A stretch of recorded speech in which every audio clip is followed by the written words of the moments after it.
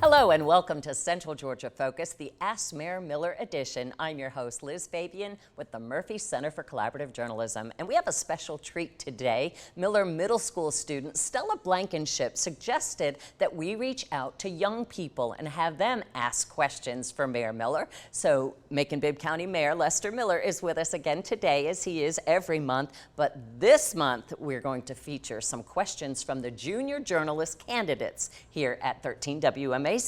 But first, we're going to start off with this week, you and your administration, the Mental Health Matters team, just evaluated results of a survey concerning the adverse childhood experiences and the effects later in life. So from that study, what did you learn, and what is the Miller administration's strategy then to combat the challenges of mental illness? Well, first of all, we need to know what the problems are. We need to make sure that we recognize that we do have some serious issues, especially through mental trauma for our youth, and how we can address those. So we're very satisfied with the reports from yesterday. Also, the work that we do in collaboration. I mean, to bring all those entities together under Mental Health Matters is something that's needed for a long time. We hope it's going to be a model for the state. We've received a lot of attention statewide and asking about what we're doing here in Macon-Bibb County with our mental health, and I think we're going to use this as a springboard to kind of put our platform throughout the whole state of Georgia so people can recognize that we do have issues that need to be addressed. And if we don't address those issues, we're going to have some problems on the back end. So I think it's going to be something positive for everyone. How does that affect crime and issues like homelessness? Oh, it's a great contributor to that. And I think if we can attack those things on the front end, we'll prevent a lot of people from being homeless, and we know how to address those issues. But also it gives a better understanding of how to address those folks that are involved in that situation. I think it's going to substantially reduce the crime that we have in our community. That's why it's part of the Macon Violence Prevention Program. And our junior journalist candidate, Ava Blessett, says, try to help the homeless more, give them safer access to water, food, and clothes. So can you tell Ava about the ongoing efforts that you have in Macon-Bibb County? Well, sure, Ava. I think it's important for everyone to know. You know, we have a lot of folks that are experiencing homelessness in Macon-Bibb County that we've been able to count recently based on technology that we have. And we do provide those basic necessities like food and water and shelter. We're in the housing first model, so we think that getting people into stable housing is going to be the key to this situation. That's what Brookdale has been so successful, getting them immediate housing there, addressing the services that they need, mental health services, maybe drug addiction services. What Ava may not know, there's probably on any given day 24 to 35 children that are at that facility that we have, and getting them into quality housing and make sure they get a good education are all important. So good to know that we're addressing those issues, and we're going to continue to address those issues until we have no one that's experiencing homelessness in our community. And before this program airs, there will have been an announcement about the latest round of Macon Violence Prevention grants through the Community Foundation. How is that program now funded, and what is the strategy going forward? We're going to continue to fund the Community Foundation of Central Georgia and the Macon Violence Prevention Program by awarding these grants, these micro grants. What we want to do is trying to get new people involved and then help sustain the ones that's doing a good job. So we're going to announce a round of new funding tomorrow with several $100,000. We're doing that out of our general fund money, our sponsor programs. Some of that's coming from public safety money that we have because we believe it is a public safety tool. So hopefully we can continue that and make sure it's sustainable for a long period of time because we're seeing some great results already. And our junior journalist candidate, Joshua Johnson, has this to say about violence.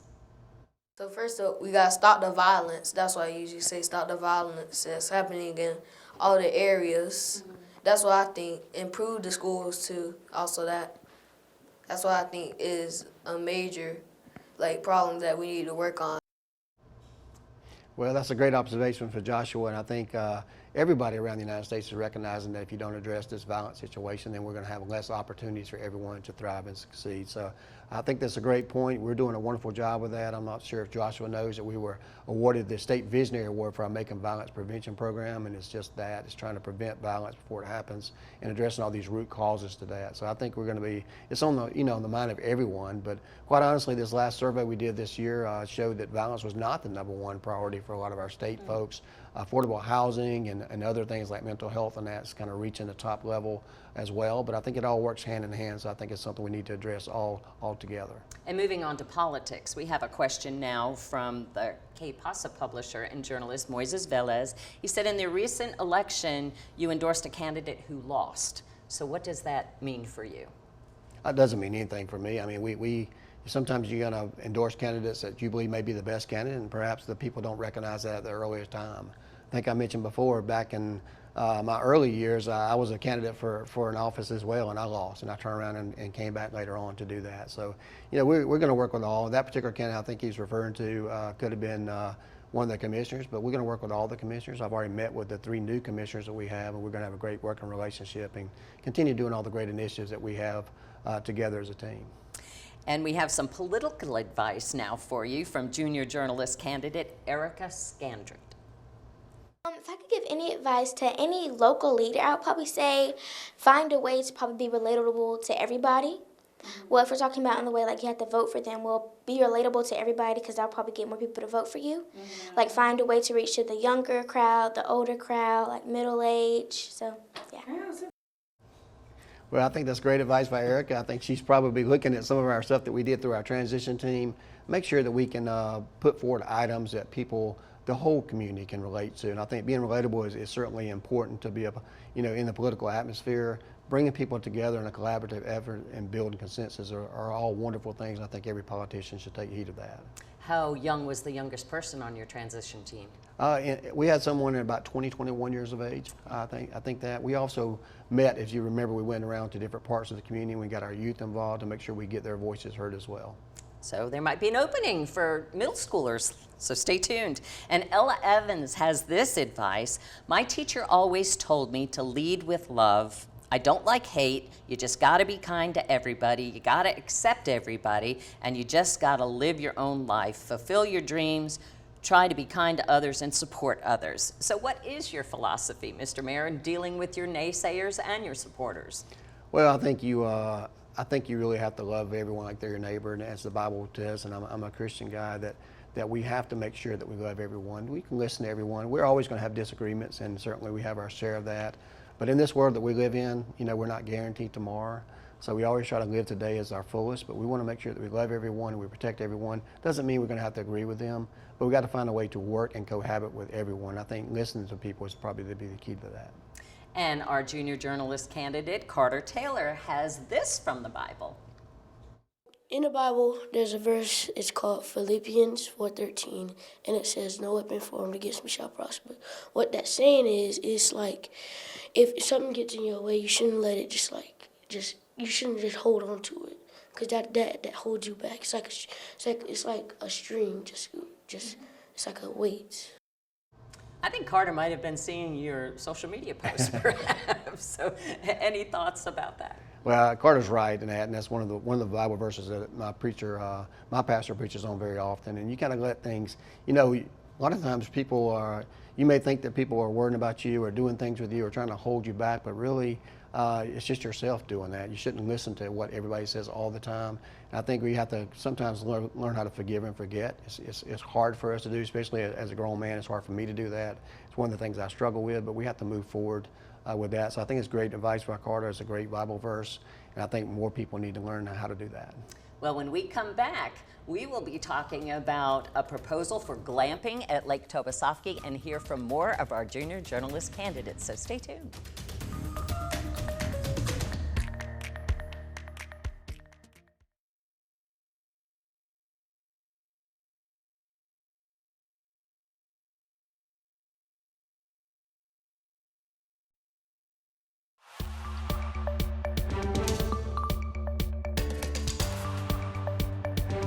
Welcome back to Ask Mayor Miller, featuring some of our junior journalist candidates. Well, Mr. Mayor, since we've sat down the last time, you've had an unsolicited proposal from Lovejoy Capital to kind of transform Lake Tobosoffke and provide glamping opportunities. What can you tell us about how that could work? Well, so first of all, I want to let people know that this is just a proposal. It has to run on our website for about 90 days before we see if anybody else puts a proposal in. It's going to be not very intrusive at all. We're not giving up all control of the lake. I want to get that out there to start with. We're going to not give up all of our employees at the lake. This is going to be an amenity that's added to the lake at certain spots. In particular, the duck ponds there, we've got a couple hundred acres there that's never been used in the woods. So a lot of these sites are going to be like the trails will be interwoven between there, maybe these tree bridges that we like to call them. That give you kind of recreation and activity are going to be kind of interwoven there, so you're not going to notice them at all. It's not going to obstruct anybody in the neighborhoods. The glamping sites are very unique. I mean, it's kind of the new thing. They're not ugly. They're good-looking things that we put right there by the lake. So give people opportunities to actually stay there. These things can be portable, so they can be moved on and off. And it's going to be very eco-friendly. People that continue to love and enjoy the duck ponds will continue to do that at the same reasonable price that we have here. A lot on Tobosoffke there as well. We're going to have over at Sandy Beach that opportunity there for maize and maybe another restaurant there and some general stores and some more docks. So another thing is going to drive business there too. It's not going to increase the boat traffic there at the lake, so people that still enjoy those types of things on the water will continue to do that. But it's going to take care of some problems that we have there of a large open area. It's going to help with some funding because we transfer almost $500,000 there each year in funding there, and it's going to get better access and utilization of the lake to make it more sustainable over a period of time, so our children, our grandchildren, our great-grandchildren can have a place to do and not have an abandoned place there that loses money every year. I know some property owners around the duck ponds have been sharing concerns with me, and I think from what I was understanding from that proposal, that part of it too is to protect the natural resources and set up, you know, the economic ability to do that in an area that has been underutilized, I think. Right. And so there's that couple hundred acres that you took off the surplus list. That's where all that glamping would be, like you said. And I was trying to tell people that, you know, you don't really see Sandy Beach from the neighborhood, and you won't really see these enhancements either. Is that? Well, that's a great point, because this property would have already been sold for private development. Who knows what it might have happened? Might have been apartment complexes out there for all I know. But I decided in the very beginning to pull that off because I went there. I know the beauty. I know the nature. I wanted to protect the wildlife that we have there. Everything will be protected. Matter of fact, there's a couple $100,000 per year set aside for preservation there, and I think that's important to know. Also, we help with dredging of the lake, the upkeep in the docks and things of that nature to protecting the beach there. So these are funds that we use for that purpose without interfering with the use and enjoyment of people that live on the lake. And staying on this side of town, our junior journalist candidate, Javante Passard Jr. has these observations. Have good things, do good things for the city, like the mayor. It makes sure stuff happens, like what is it called? The amphitheater downtown. That's good what the mayor did, and you get to go to different shows and stuff and sit on the lawn. I really like that, and I think that's really good what the mayor did. Yeah, Javante makes a great point, and I think you're going to see over year two, we'll have a lot more things incorporated for festivals and getting more people involved. We've been talking with Alex Morrison. This is kind of like something I'm probably not supposed to tell, but we're looking at maybe doing an advisory board to kind of help the community engagement there at the amphitheater, make sure we get children involved, our youth involved, and see what type of shows and festivals and other uses that we can have. You know, we had a graduation there. I can see us having a lot more types of activities there. Maybe one day some skating there, whether it's regular skating or ice skating there on the large floor we have in front of the stage. Some more festivals, maybe a seafood festival, maybe a food truck frenzy. Ooh. So many wonderful things can happen there. So he makes a great point there. We want to utilize it, and we want everybody to be involved. Well, grown-up Timothy Brown has some questions. He says, what's going on with the mall? He says, I challenge you, Mayor Miller, to take a poll and ask the citizens, do they want shopping stores back? And the answer would be yes. He says, remove the office buildings that currently occupy the space and bring back the stores. The west side, south side, and east side have been neglected, while north and downtown Macon is where businesses are being built. Well, I would agree to some extent. There's been neglect there over the last decade at the mall. Unfortunately, the stores are not just coming back like they used to. You're not going to have as many stores. You've got Amazon, you've got, you know, online internet sales, so you're not going to have stores just, you know, chomping at the bit to come into a mall. It's the kind of a thing of the past. So one way to make sure that we have the foot traffic necessary is to make sure that we have a diversified use there. That's why we brought these stores back. We got a new library there. It's going to bring foot traffic there. We got the Regional Commission, Planning and Zoning, Business Inspection Fee, the Board of Elections, all those wonderful things, the Mayor's Literacy Alliance. That is already creating some foot traffic there that's going to make restaurants, and we have a lot of inquiries now on restaurants, more stores coming into the mall, more entertainment, because people want to see that. A hotel will be built on site at some point in time, and some residential around that. So unfortunately, you can't just wave a magic wand and think you're going to get retail there overnight. People are going to go where money is and where rooftops are, and they can see this development we have there continue to thrive. More people are going to want to be a part of that. We're already seeing a lot of interest now. So I think you're going to see the retail come back there, but just not the way it used to be in 1970s and 1980s. But it's going to be kind of a new age situation there with more offices, residential, entertainment, kind of a mixed use development. And our junior journalist candidate, Elijah Daniels, asks, why can't Macon have things like Atlanta, like the world of Coca-Cola? Well, I mean, Macon can have things like Atlanta, and some things we don't want like Atlanta. We want to be Macon. We got to, got to keep our historical perspective we have here with music. I would put us up any day of the week against anything that you have in Atlanta.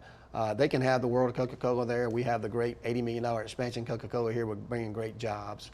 They're not going to have the world's largest guitar at the FBO airport that people get to land to. They certainly don't have the beautiful, musical heritage we have here, the buildings we have here. They don't have the Amerson Park, the Toby-Sofke, and they don't have the first national park in the state of Georgia in Atlanta. That's only going to be here in Macon-Bibb County, so we're excited about that. So there's good news on the horizon. Well, another adult question from Jamie Marks wants to know, what can you do to encourage Trader Joe's to open in Macon? They have a campaign on Nextdoor with at least 40 people who say they've gone to the website requesting that. Yeah, well, what I'll say is that going to those websites and doing that is not gonna move the needle forward. We're doing some things behind the scenes. Trader Joe's is aware of Macon-Bibb County. We're on the map. We got some other things that have to happen before that, and we're working on that. So, the problem we have in Macon is we all want things to come, and then we get upset when it's not where we want it to be at. So you can't have it both ways. You can't say, I want Trader Joe's, but I only want it right here. I want a Costco, but I only want it right here. I want a Dave & Buster's, but I only want it here. I want a Top Golf. All those things are real possibilities in Macon-Bibb County, and I can see those coming in the near future. But you can't dictate where they want to go. The company's going to go where they want to go, and we have to accept that reality of that if we want them here. And now we have this from junior journalist candidate Chloe Howard. Make sure you listen to the citizens, but also consider what's best for the city and stuff, but make sure you listen because they're here to help you too. Are you listening? I'm listening, and that's great advice, Chloe. I think one of the things I pride ourselves in is listening to people, even people I don't necessarily agree with all the time. We want to make sure we get a good perspective from everybody. It adds things to the equation, and I think the more we listen, even in the end, we are elected officials. We have to be held accountable for our actions, so we make the final decisions. So sometimes people may not realize what's in the best interest of the entire community. They may be looking at their best interest, but we have to consider everybody in our community. And our JJ candidate, Dominic Vega, says he wants the solid waste companies to double check as they miss the trash pickup at their house, and he's got a big family. A good question. You can always do a secret fix. You can figure out how to do that. I know these young journalists are very astute when it comes to social media and the internet and all those things. So secret fix is the way to go on that. But you always can pick up the phone. Ryland does a wonderful job of following back up if they miss a pickup one day or another day. So I think that's a great observation there. I'm glad you're paying attention, and we look forward to getting better each and every day. All right, well, stay with us because when we come back, we'll talk about the mayor's plans to do road work across the county and, of course, hear from more of our junior journalist candidates.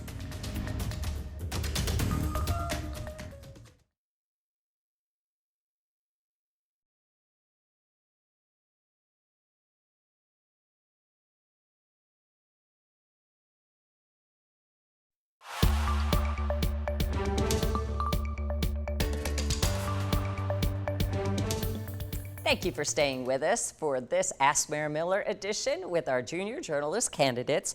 Mr. Mayor, you're recommending $50 million in the next SPLOST proposal to take care of road repairs and such. Tell us a little bit about your plans. Well, that's certainly a large number. It would probably pay more roads than we paved in 25 years in one swoop. The only way to get this done is to kind of pool money and do that. We've heard all of the community roads, and that's every community, but Macon-Bibb County, we need to do that. We have 1,100 miles of roads. What most people don't realize is that the property taxes you pay, you can work your entire life and live to be 100 years old and never even pave your own road with the money that you spend on roads. It's a very expensive proposition. So one way to do that is through a SPLOST. I think that's a great use of the funds. The one penny that we're already paying would be simply a renewal, and we can hit every road in Macon that needs to be repaired or replaced. We haven't done a good job of repairing them in the past. I've said that. That's something we have to own. So we need to replace a lot of those roads in areas that's been neglected for a while, and every district will be hit. And I think the most important part is we can do this in a very efficient way. Everyone can get involved in the situation. We can get more vendors on there, but it's going to take a lot of money and a lot of time a lot of engineering to get all these road paved. So we can really get brought back up to where we need to be. So I'm dedicated to doing that. We're going to make sure we pave every road in Macon. Matter of fact, we just awarded a contract to start having the scans done, and we'll get some report on that in the very near future to show us basically which roads need to be repaired, the rankings from 1 to 5 or whatever the scale may be, so we can address the roads that need to be addressed. At the same time, I've already got a poster out there now. We're listening to our community. We can see a common denominator when it comes to what roads that people see. We'll drive those ourselves to make sure that we can agree to what that is. And then at the end, we'll make a final decision with the commissioners. And we're going to pave that much roads. And we're also going to have more sidewalks and also make sure all of our bridges are in great shape. Well, I know you've also conducted a straw poll on Facebook about whether you should run for governor and whether you should run for Democrat, as a Democrat or as a Republican. Any thoughts on your results on the poll? Well, I love being the mayor of Macon-Bibb County. Let's just get that out there first. I wish there was a third term, and I know there's been some talk about that in the last, since consolidation happened, it's always been on the minds of folks. So my primary focus is Macon-Bibb County. I will say that I'm pleasantly surprised at the polls. And I haven't just done a poll in Macon-Bibb County, I've done a poll in a large radius, and the numbers are just overwhelming. We've done some head-to-heads with those people that are running this time and perhaps next time on the Republicans and Democrats. So, we'll see where it takes us. Right now, I think the opportunity is to be the mayor, the best mayor I can be, and I want to be here as long as the people allow me to be here. Well, Amarian Jones has this political strategy: need to strike for more things that are interesting to kids, because mostly it's all about the kids. So your thoughts about kids striking? Well, I think that Marion draws attention to a lot of the problems we do have. I think one reason that the youth don't come out to vote is they feel like they're not being included in the process. And as we see the 18-year-olds that start to vote, 18 to 25, pretty much non-existent in the voting rolls. We have a large population that votes like that, that are eligible to vote, but they just simply do not choose to vote. And I think getting more children at an early age involved in the process, letting them have a voice, is going to increase their right to vote and their ability to show up to vote on voting day. So I think that's a great point. Well, our junior journalist candidate, Blair Plaxico, has this to say. I would say just keep doing what you're doing. You're doing a great job. Just keep on going and don't let anyone get in your way. Don't let anyone get in your way, Mr. Mayor. What do you think about that? I like Blair, and I like the advice that she gave, and I certainly, we plan on keep moving forward. We want people to jump on the train and be a part of the process, and sometimes we have to, just discount the naysayers out there and keep doing what we believe is right. So I appreciate the great shout out there, and certainly I think that more people are thinking that these days, so we're going to continue to move forward. We have less than a minute. Any final thoughts today, Mr. Mayor? Well, I think as we start winding down this year, next year we're going to bring a new day in Macon-Bibb County like it did this year. We're going to continue to grow. Looking forward to the airport. Hopefully the next time we're meeting here, we're tearing down that FBO and getting started with the RFP process to get that big guitar out there. Hopefully we got some great news on the horizon. Maybe in September they'll be taking a vote or somewhere around that area on the national park. Our phones are ringing every day about the national park. The East Bank is nearing some, in there as far as we're going to have some engagement coming up. So a lot of wonderful things on the horizons, and I can't wait to be able to at least share a little bit about that to the public in the near future. We can't wait either.